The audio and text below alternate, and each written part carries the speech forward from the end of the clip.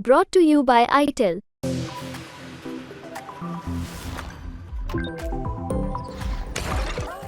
लोकसभा चुनाव के दूसरे चरण के तहत देश के 13 राज्यों की 89 सीटों पर 26 अप्रैल को वोटिंग होनी है, लेकिन कांग्रेस ने अभी तक गांधी परिवार का गढ़ कहे जाने वाले अमेठी से अपने उम्मीदवार की घोषणा नहीं की है। इस बीच अमेठी में कांग्रेस दफ्तर के बाहर रॉबर्ट वाड्रा के पोस्टर नजर आ रहे हैं।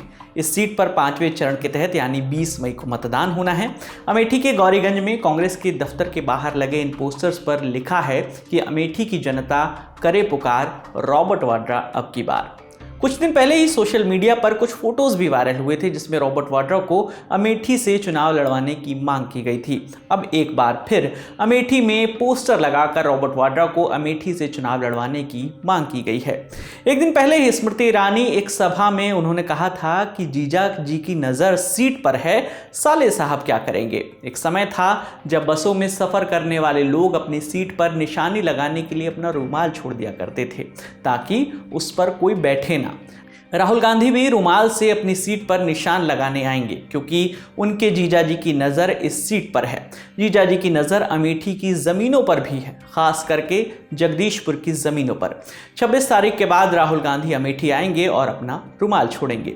इससे पहले अमेठी से लोकसभा चुनाव लड़ने की बात पर रॉबर्ट वाड्रा ने कहा था कि अमेठी के लोग चाहते हैं कि वो उनका प्रतिनिधित्व करें। उन्होंने कहा था कि लोकसभा चुनाव में उम्मीदवार बनने पर फैसला सही समय पर लिया जाएगा। आज तक की रिपोर्ट के मुताबिक रॉबर्ट वाड्रा ने राजनीति में आने की संकेत देते हुए कहा था कि देश में बदलाव का माहौल है, उनका पूरा परिवार इस पर लगन से काम कर रहा है। उन्होंने कहा कि चाहे वो राजनीति में सक्रिय रूप से शामिल रहें या नहीं, वह देश और इसके लोगों के लिए कड़ी मेहनत करना जारी रखेंगे।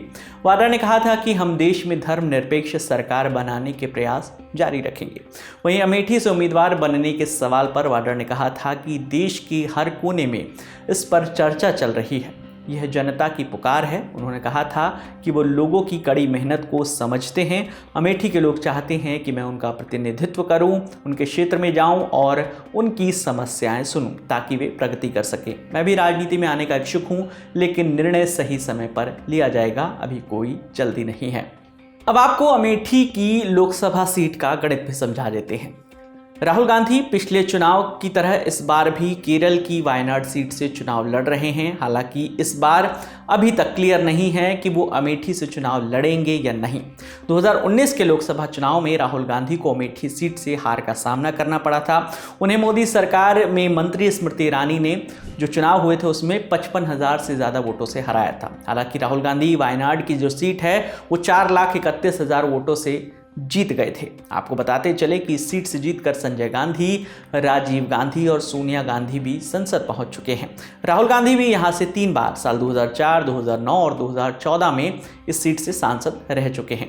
कांग्रेस का गढ़ माने जाने वाले अमेठी लोकसभा जो सीट है उसमें अमेठी और रायबरेली जिले की 5 विधानसभा सीटें आती हैं। इनमें अमेठी जिले की अमेठी, गौरीगंज, जगदीशपुर और तिलोई सीट है, जबकि रायबरेली की सलोन सीट शामिल है।